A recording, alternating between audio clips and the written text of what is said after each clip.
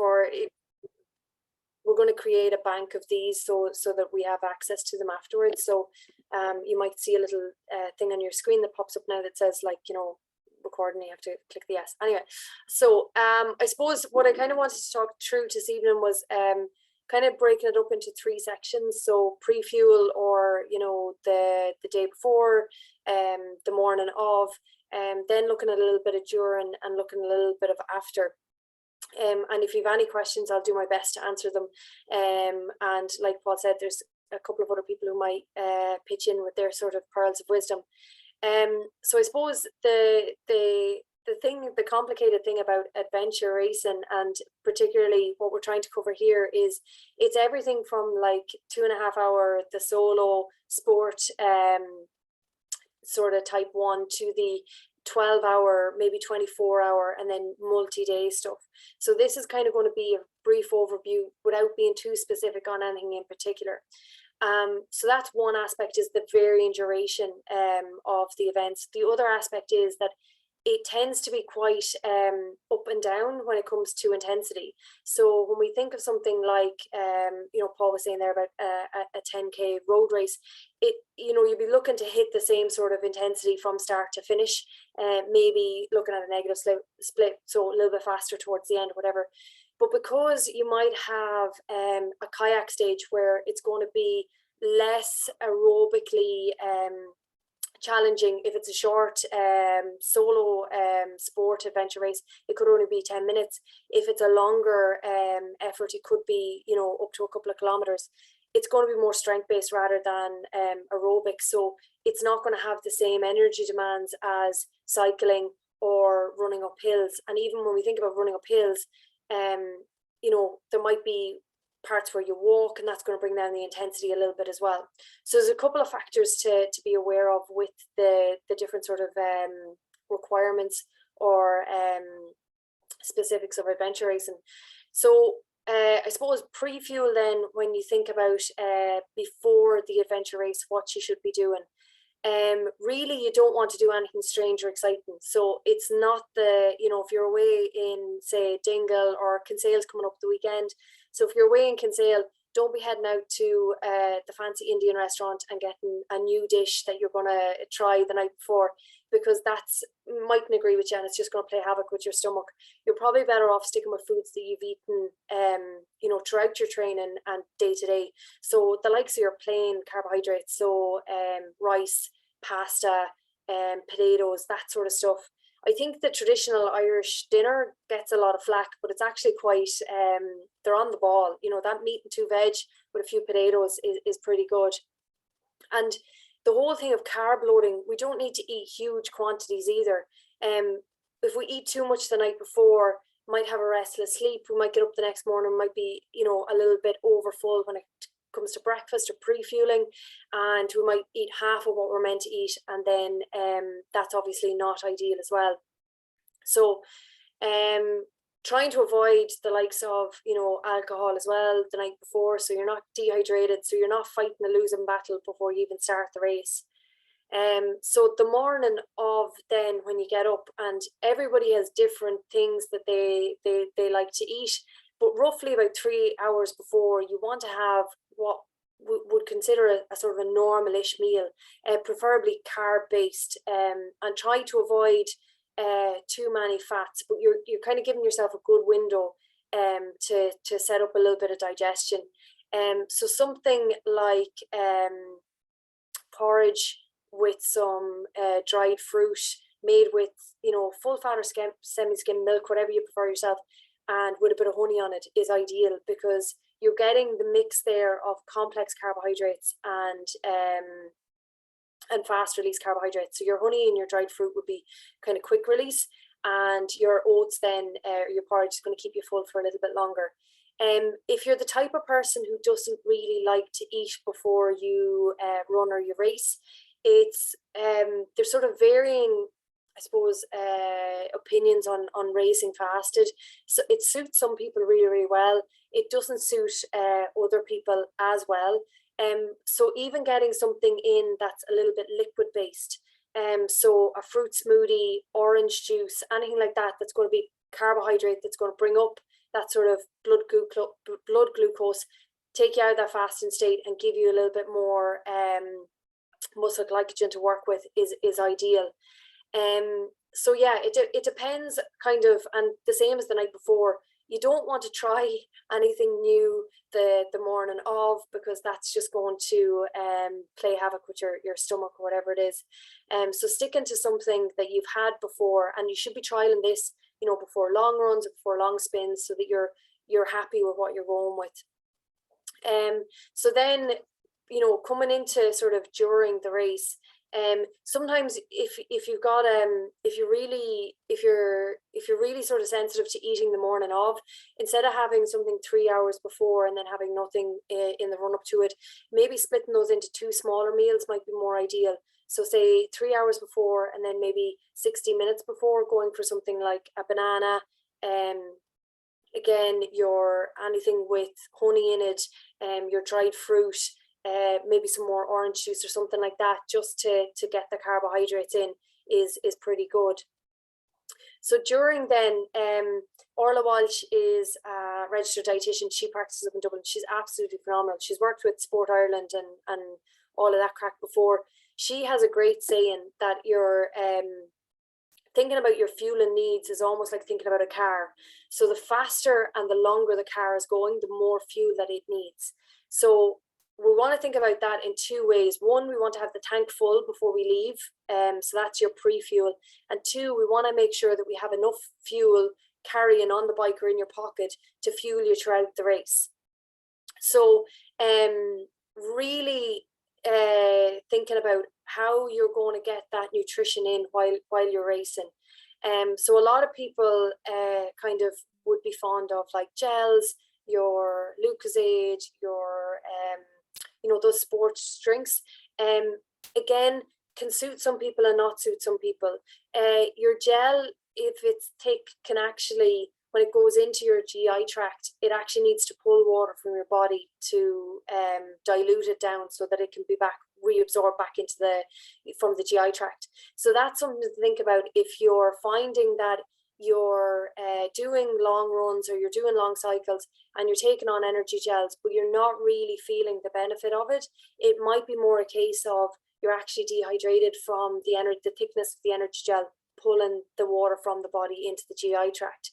So that's something to be aware of and experiment with when you're going for those training runs as well as on race day.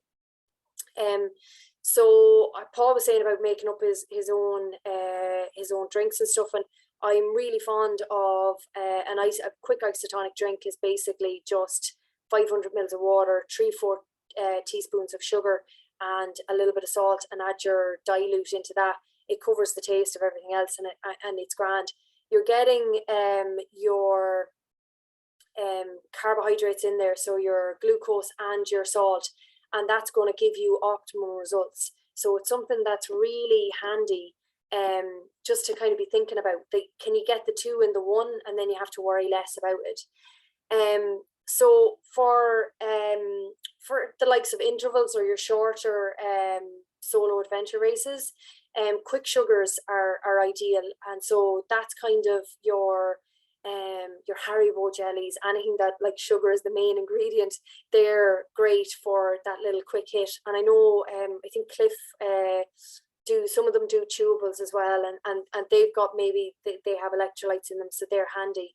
For your long steady stuff, you're looking at complex carbs. So this might be your 12-hour race, your 24, or your multi-day, and that's kind of, you're looking at real foods. So flapjacks, again, make them up with plenty of golden syrup or honey.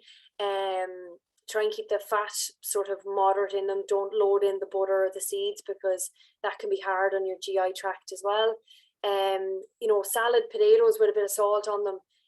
Again, you're going back to your golden rule of getting your glucose in, your sodium for your optimal results. And sandwiches.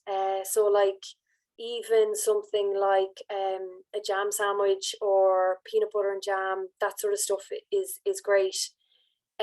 So a bit of science, and like you can go and kind of work this out yourself if you want. So calorie requirements for hours of exercise. So roughly you need in around 3.5 calories per kilogram of body weight per hour of work. So if we take our standard, just for easy maths, we're going to say 2 hour solo adventure race. We've got a 60 kilo athlete. They're going to need 210 calories per hour. So that could be a mix of your glucosey sodium drink, and maybe if you like a bit of food in your belly, adding in some jelly tots, jelly babies, that sort of stuff as well. So yeah, gels aren't sufficient to hydrate you. There is the gels that you get that are like they're water based. They're a little bit more liquidy, still not enough. And in hot temperatures, you obviously need a little bit more water. So bearing that in mind, roughly you need about 3 mils per kilo of body weight per hour. So that's roughly for a 60 kilo athlete, that's 180 mils per hour of exercise. Actually doesn't seem like a lot, but you would be surprised. If I was kind of, if you're racing along and you've had a gel and you're still not feeling great, I go for the water over the gel. So more than likely you're going to be dehydrated before you get hungry. So look for the water first. Your muscle glycogen stores have enough to fuel you for 90 minutes of intense exercise. So we're talking like that's pretty much almost the finish of your sport adventure races. And your banana, will fuel you for about 45 minutes more. So when you think about that, not to empty the tank, you don't want to use up your complete muscle glycogen stores, but you have enough to get you over a sport solo adventure race. So I'm going through this quite quickly because I really want to give us enough time to have a bit of a chat and conversation afterwards, and any questions that you might have. So afterwards then, so you come in over the line, you're feeling great, and what should you do? Previously, we used to think that like there was a 60-minute, first it was 30 minutes, and then 60 minutes of this golden window where you needed to get in protein and carbs to set you up for your recovery. It's actually much longer than that. They've done studies as well where they've looked at like whey and isolate proteins, and do they affect recovery? Do they speed up recovery, or is it the same with people who are just having complex whole carbs and or complex whole proteins? And really, complex whole proteins do the same as your whey. So if you're sort of a little bit worried and you're thinking about should I pack a protein shake or something for afterwards, don't worry about it. Get in a if you can, something like 20 to 25 grams of protein in the 60 minutes after. So that's your like Glennisk yogurt, and I always go for like whole foods over whey isolate, because with your yogurt you're going to get some carbs in as well, and that's going to help the recovery. So something like a Glennisk yogurt, a chicken sandwich. What else would you typically be served at the even a chicken burger or a beef burger, something like easy food that's there at the end of a race that you can just fire into you, and that's fine. And then 2 to 3 hours later, you kind of need to be having a normal meal. So that seems a little bit like overkill, that maybe you're having food afterwards and then 2 or 3 hours later you're having a dinner.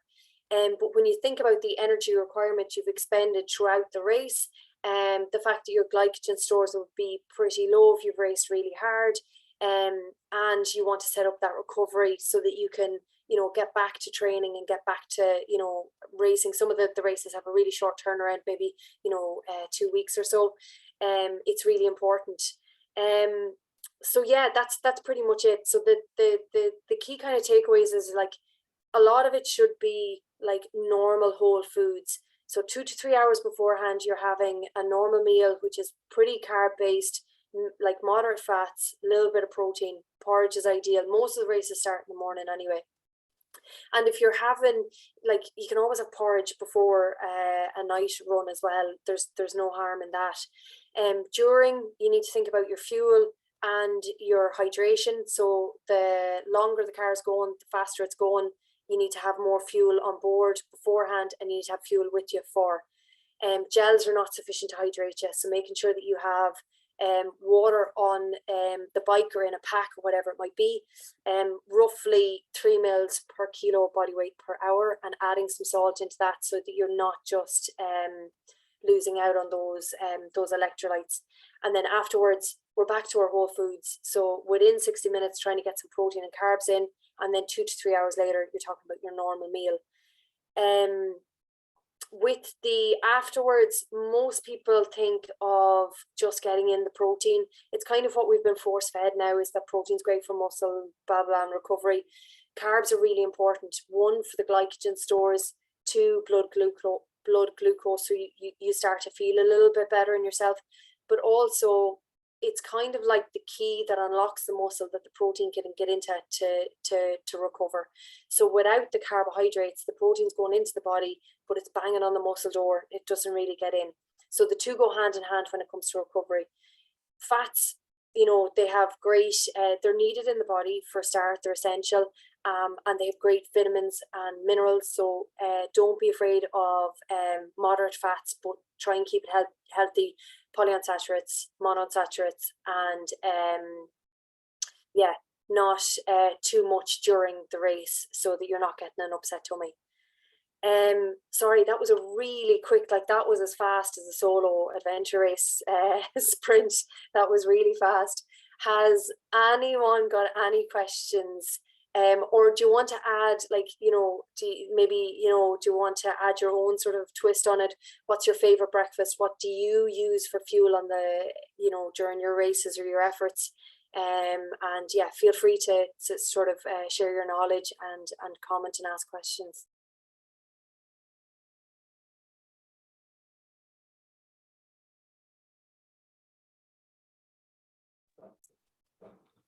Don't be shy. No, yeah, I was going to say, don't leave me hanging, lads. What I'm going to have for breakfast. I use muesli usually. Okay. Every morning, and I'll run on that and whatever else. But before a race, I tend to use the quick oats or some sort of a porridge.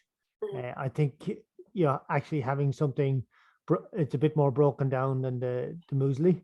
Mm-hmm. And the other thing is, I'd say there is fiber in it, but the fiber is probably less effective, and you don't want to have the fiber working through the system and needing to stop to do what number two. But yeah, what do you think of fiber? Avoid fiber, I've heard.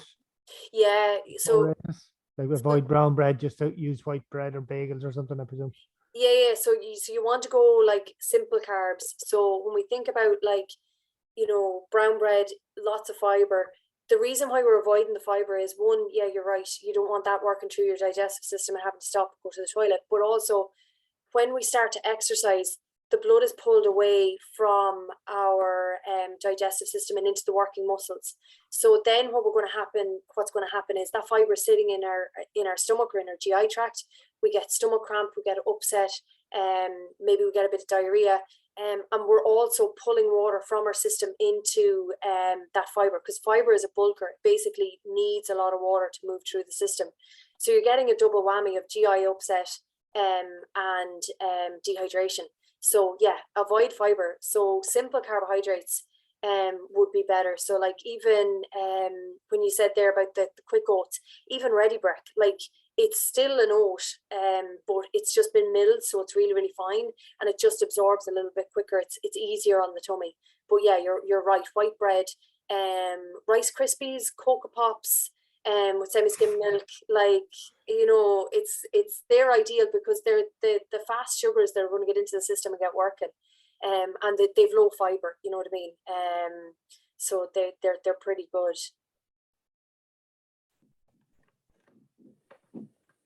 And the same, Paul, the night before. So I was saying there about keeping it plain. So white pasta, white rice, potatoes, but try and avoid chips, because obviously they're very fatty. But something like a hotel mashed potato is going to have cream and butter and all of that sort of stuff in it. All that fat is going to slow down our digestive system. When we think about our stomach, it's kind of like a bus stop. So your carbs, your fats, your proteins are all queued up waiting for the bus to arrive. The carbohydrate bus is the first thing that arrives. So it's the quickest thing to leave our stomach. The fats are the last thing. So if we have a really fat heavy meal the night before, that's probably going to be still sitting in our stomach the morning of, leaving us feeling very full after maybe half a breakfast, and then we're under fueled. or worst case scenario, we've really fatty breakfast and it's just sitting in our stomach then throughout the race. So yeah, avoid fiber and fat would be my two things. Super, thanks. Jim, you unmuted yourself there. Yeah, how you doing? I'm, despite being as old as I am, I'm fairly inexperienced in these. I've done the Seven Sisters a few times, and I find that I kind of run out of steam. I'm obviously getting it wrong. Did the 55k one 2 years ago, did the shorter one this year, but I'm feeling reasonably strong with about 2/3 of the race. But then I got sort of very severe cramps in my quads. So just wondering whether that's a hydration issue or whether that's a nutrition issue. I think that sounds like hydration. What do you like?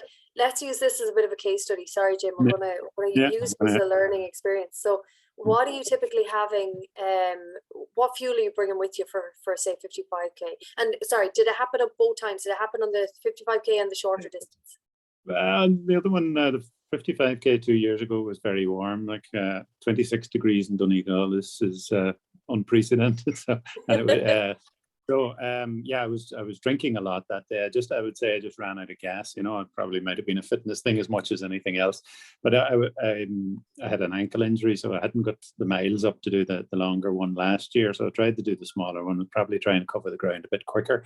I was using mainly tailwind through my water bottles, and maybe trying to drink about 500 ml an hour, which sort of be my own figures now. I'm bit more than 60 kgs, about half as much again. But it's just, I was going on to Errigal, I suppose, which is the last. I got 6 hills done, and I was feeling quite good. I was passing people, and then within 15 minutes, I'd basically ground to a halt. Like things had locked up on me completely. And it's not something I'd experienced before. You know, I would sort of played field sports and that up until you know, maybe 10 years ago. So some of these adventure racing, I do a lot of those shorter adventure races, but it's more on you know, and I do sort of fade. So I just try to get a bit smarter about what way I hydrate and what way I take on the energy. So I would have things like sort of jelly babies and maybe bananas and that, but kind of depending on the tailwind for the electrolytes and that. But I just maybe didn't get it right. I think last year was probably a warmer day than I expected. Maybe had too many clothes on, too many layers on, because I do sweat quite a lot. Yeah, so like when you're thinking, like there's two things there. When you said cramp, like the first thing that struck me was it's probably electrolytes.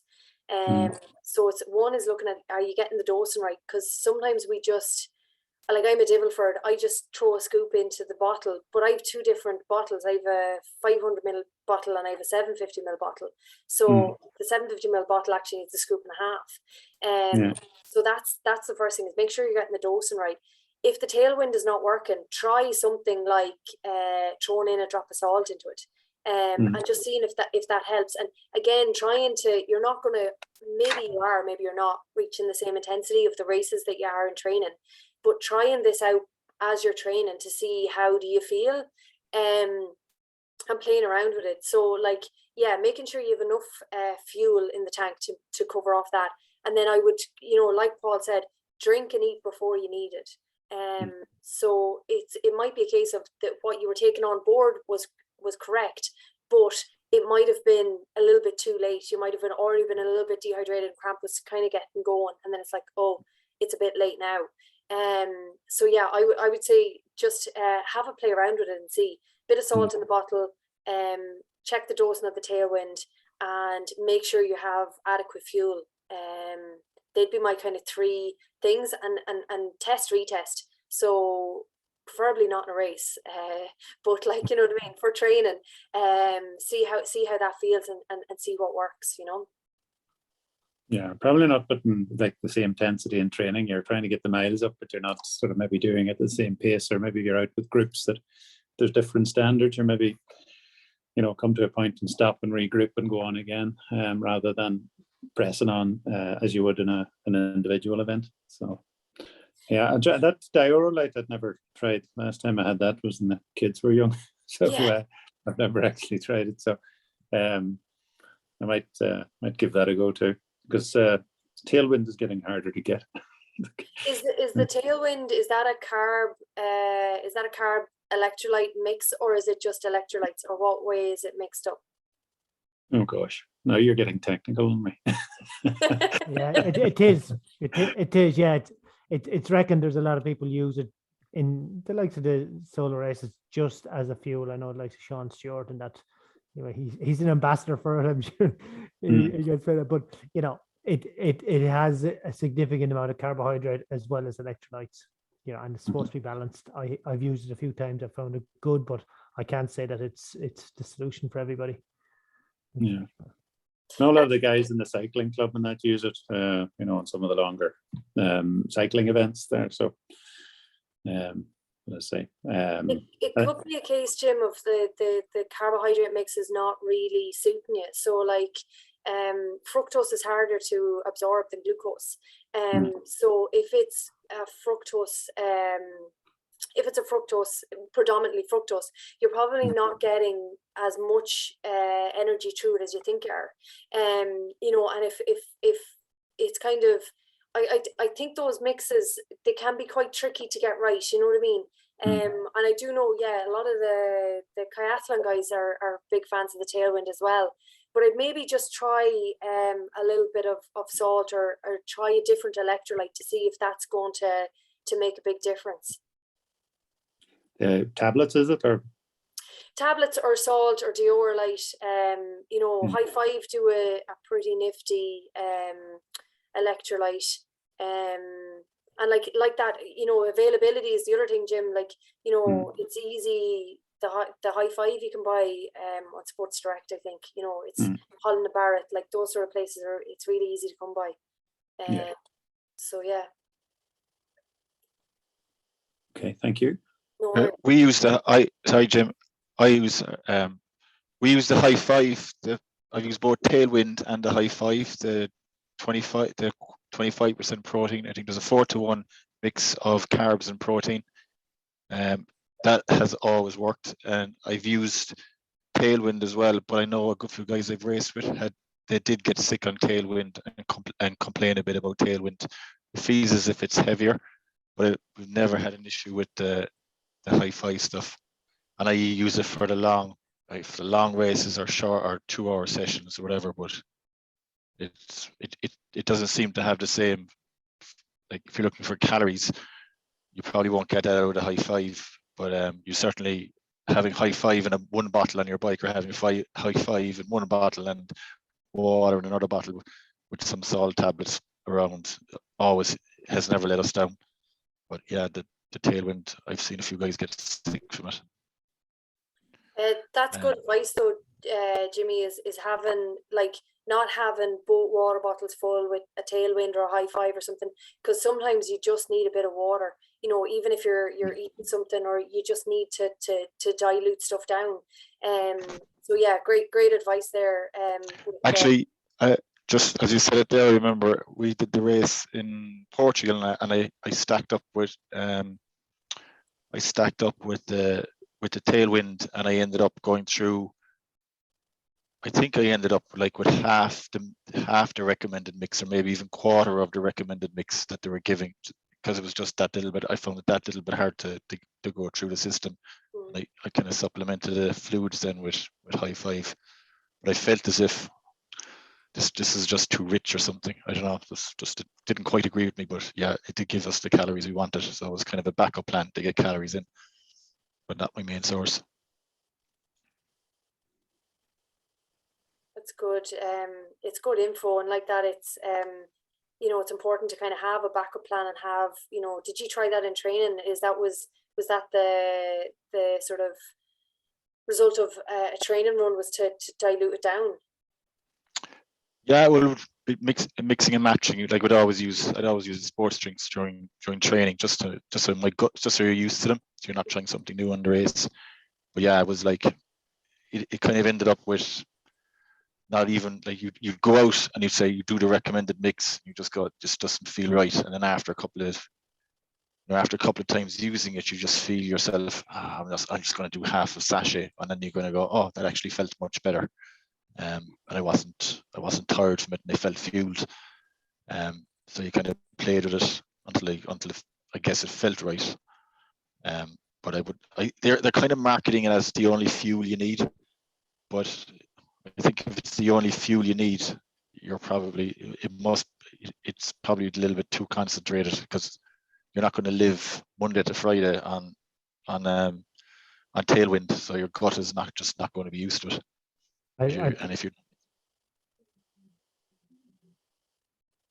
Paul, did you want to say Sorry, something? I just think, Jimmy, there's a big difference between going out for your 2 and 3 hour race, and it's a whole different intensity. If you for sure. go for long, you're talking about your race over in Portugal, multi-day race, I would stay away from gels. I would stay away from any sports drinks really at all. I'd be interested to hear Jason Black there. Jason's a serious ultra endurance cyclist, multi-day. Apart from the stories you can tell about saddle sores and how to prevent them, maybe Jason, you want to contribute something on this nutrition. Thanks. It must be a huge thing. Thanks. First of all, this is a great session, and everybody should be listening to this, because ultimately everybody puts in a huge amount of physical preparation for races, but 99% of the time it's hydration and dehydration and nutrition that lets us down. One of the things I would like to share is I've started using a product called Raw Velo. It's an English product, and it's totally organic. Jim, it's again, I agree exactly with what Paul's saying. If you're doing shorter stuff, these things get you through it. I found when I switched to organic stuff, it didn't have the same impact on my GI gut. When I'm going long, super long, I try to absolutely 100% go natural food. So sandwiches, bananas, anything I can get my hand on.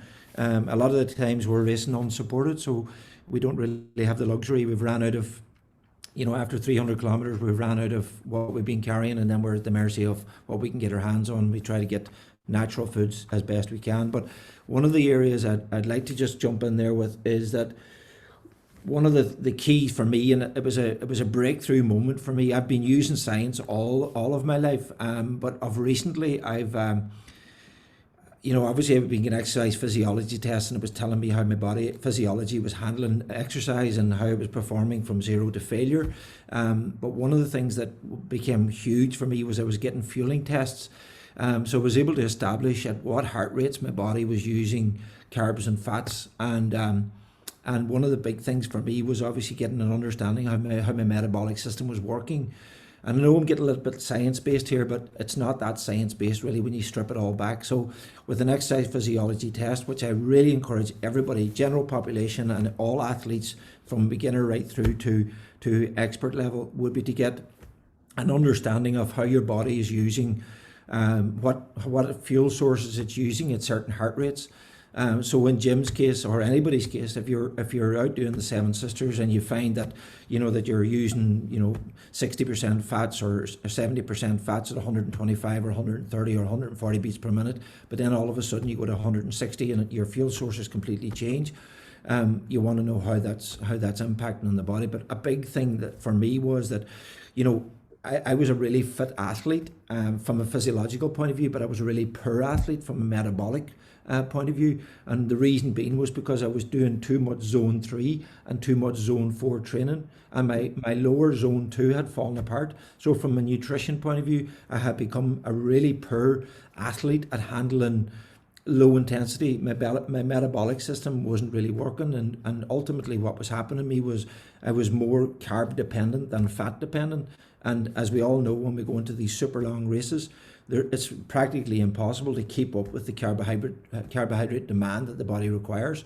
But if the body's not taught to go after the fats as its primary source of fuel, and then top it up with carbs within the bonking, in Jim's case, you can get into that, Egla More, Egla Big, getting into Errigal, you're really going to feel it big time, because the body's ran out of the glycogen, and it's too late. It's not going to switch over to the fats. Whereas if it's predominantly using fat at a certain heart rate, and you've trained the body to be really efficient, I was able to train mine at 135 to 142, real good fat burner, and then I was topping it up with carbohydrates at 95 grams an hour. Then that really stopped me from bonking completely, and it left me super efficient as an athlete. But the minute that I would push it beyond 155, 160, then I was a completely different fueled athlete. My body was pulling on different fuel sources. So I just want to throw that out. What's your opinion about, because exercise physiology tests are so available today, and fuel tests, from zero heart rate right through to max heart rate, telling you where your splits are so readily available. Would you recommend that if it is available, people should be utilising this? Because we're all doing these tests, but they're all generally physical tests, but not a lot of people are reaching out for the metabolic tests. I think there's definitely a benefit to them. And like that, even from a training perspective of being able to know where your zone 2 is, because a lot of the time people don't run easy for long enough. It should be 80% of your total volume, your training week. So even knowing where your zone 2 is, so that when you're running along, you're like, okay, well, I'm clearly dipping into my zone 3 here, or I'm going higher. It's definitely really, really valuable. I wonder for the general public, for the people here, is it because you can kind of get through and even the sort of longer team adventure races that we're doing this year with ARI, you can kind of get through them with a mix of, you might bonk, but you'll still survive. I think it's more applicable to people who are going ultra long and thinking about, multi-day stuff, because they need to have that information and staying in the correct zones. But I think the adaptations you're going to get from building a really big aerobic engine and staying in your zone 2 while you train, it makes you less reliant on carbs, which means that you can, build that engine and have a better race without needing, carbohydrates every, like Paul was saying, the first 3-4 kilometers into a 10-miler, he's seeing the energy gels on the road. They're the people who are doing the speed sessions all the time and are just burning glycogen. They've no aerobic engine. They're not burning fats at all. But where did you get your physiology test done? So I am an exercise physiologist. I have my Oh, own are you? Okay. I have my own lab, and I currently am testing a lot of athletes. But what I'm seeing, and most of the athletes that I'm testing, and I mean some of them are from high performance right through to beginner level. They're all coming in at, they're all zone 3 athletes really. Their mid range is all excellent, but their top range is disasters, and their lower zone 2 is absolutely non-existent. And it's because they're going out and they're training in that mid range, and it's very evident then, obviously, in their fueling. Again, a lot of marathon runners, triathlons, Ironmen, people getting ready for multi-day sports. And then what's happening, because their body requires so much carbohydrate, then they're having to fuel on a regular basis. And as you well know, when you're doing that, the GI is only around the door because it's going to catch up with you. And they're at the side of the road, puking their ring up, can't keep it down. And then having to switch out different fuels. They're having to go onto water because stomach can't handle it. And then they're starting to run into the red because their bodies then it's not adapted to whatever fuel source you're looking to give it, which ultimately is fat, because we can't give it the carbohydrates that it requires. We have to be more prominently fat fueled, and then just top it up with carbs. And when you think about it as well, like the value that you get per gram of carbohydrate is a lot less than the value you get per gram of fat, and plus the fat stores versus the glycogen stores in the body. So there's a potential there for now you won't be able to work at the same exercise intensities. Like anaerobic efforts do need glucose and carbohydrates. Like that's you can't get around that fact. But for the likes of your over 2 hours, 3 hours, 4 hours longer events, definitely having that aerobic capacity and a big fat burning engine is really vital.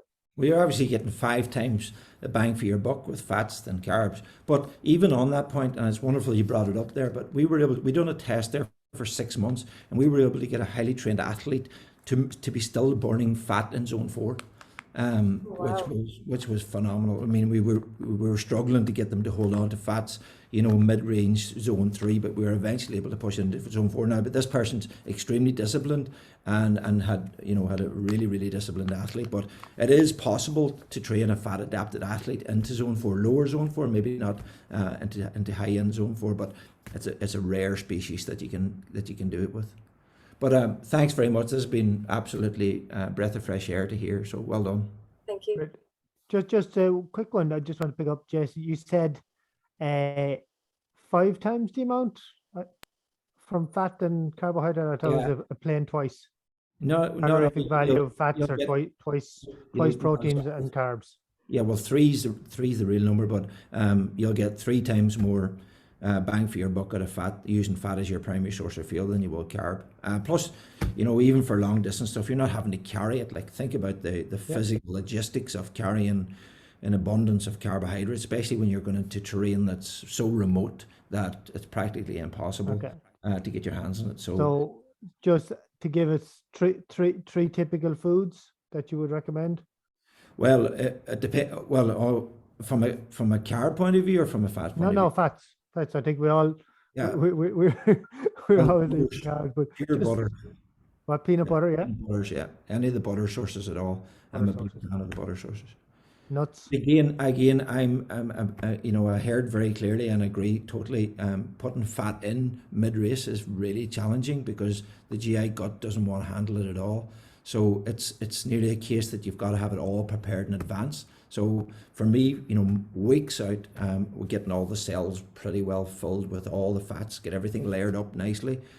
So then I'm more of a fan to be topping up on the carbs than topping up on fats. The body's already burning the fat. All I'm doing is topping up the glycogen stores. Super, thanks. That's brilliant. Jason, sorry, Paul. No, go ahead. I'm done. I did it with Trevor Woods in UCC a couple 2 or 3 years ago.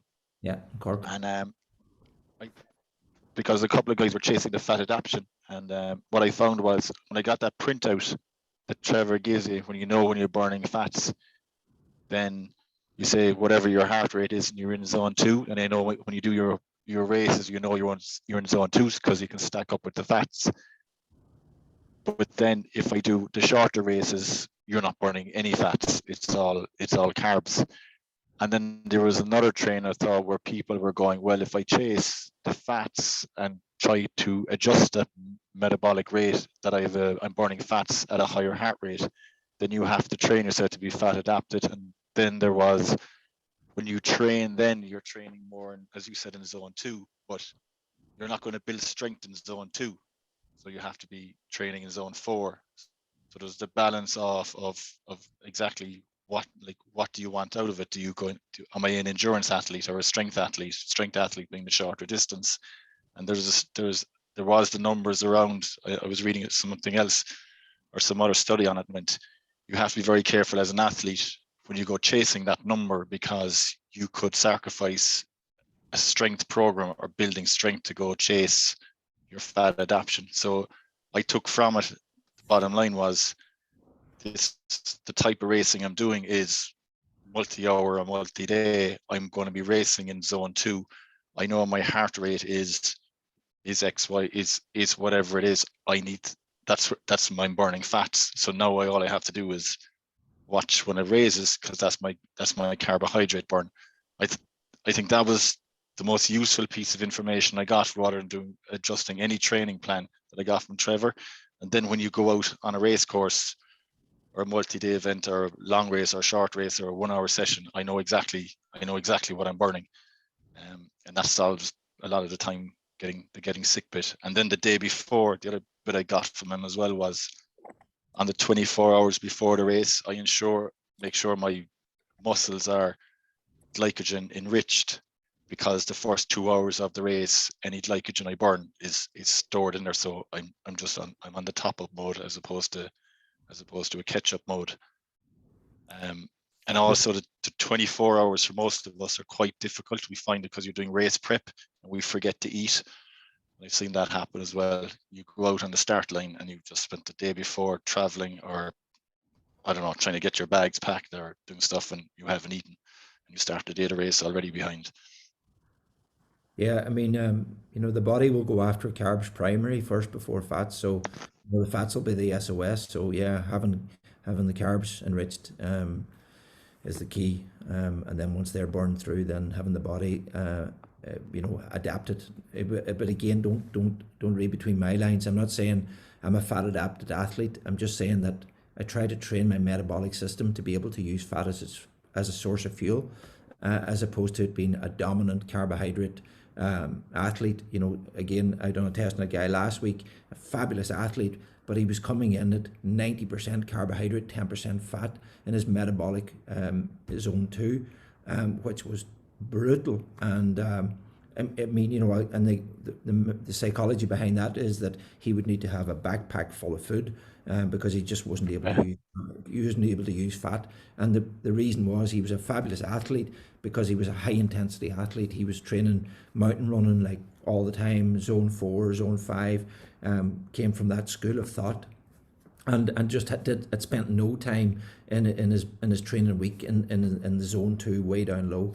But yeah, Jimmy, understanding and again, the understanding where your body's burning the carbs at what heart rates is critical. But the challenge then with adventure racing is when you're in a team of 4 or a team of 2, and you're the weaker member, sometimes you're forced to race at a higher heart rate. So you're in a team environment. You know that your physiologist, or what your system, 135 is your fat max. You're like working really well, bang, everything's on cue at that, and then all of a sudden you're part of a team, and in some cases, like you may be a weaker member on a certain leg, and then to hold on in that leg, you may be sitting at 155 to 160 beats per minute, completely out of fat burning. Your carbohydrates has gone through the roof, and now you're burning 2,000 calories, just like.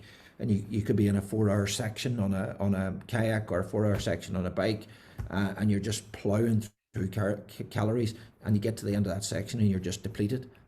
So it's really, really hard. So, but this is such a wonderful and healthy conversation to have, because I think a lot of the time we're all focused on our training and pacing and everything, but not everybody, but a lot of people just drop the ball when it comes to understanding the metabolic system and how it works and how it can serve you well, when you understand how your body, and everybody's different. And that's the damn thing about Google. You Google something and it tells you that you should be doing this and you should be doing that, but then when you test 10 people, same height, same size, same gender, they're completely different, and all their ranges are completely different. So one shoe does not fit all. And I think we live in a modern world today, and all these tools are available to us, whether you're beginner or elite level. I think as part of the education of sport, I think it's just wonderful to be able to understand how your body's using food as fuel. That's like fantastic chat there, Jason, and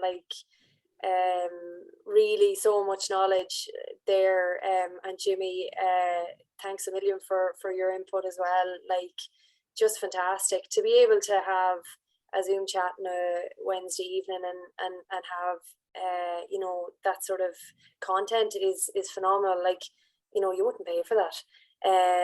Or you would pay for it, sorry, not that you wouldn't pay for it. But yeah, no, that's great. And yeah, I think it's maybe something that we might look at again is sort of looking at the different heart rate zones and a bit of training physiology to help people not only nail the nutrition side of things, but that they're training correctly, or they're getting in that sort of zone 2 aerobic work, and it's not all just anaerobic, because when we think about longevity and wanting to stay in the sport, it's probably going to keep you a little bit fresher, injury free, and hopefully racing for a few more years. So yeah, does anyone have any other questions or comments? We run slightly over, but I think it was worth it for the chat that was going on, so I wasn't going to hold it up. But if anybody has anything else to say, I suppose say it now, and we'll try and get finished up.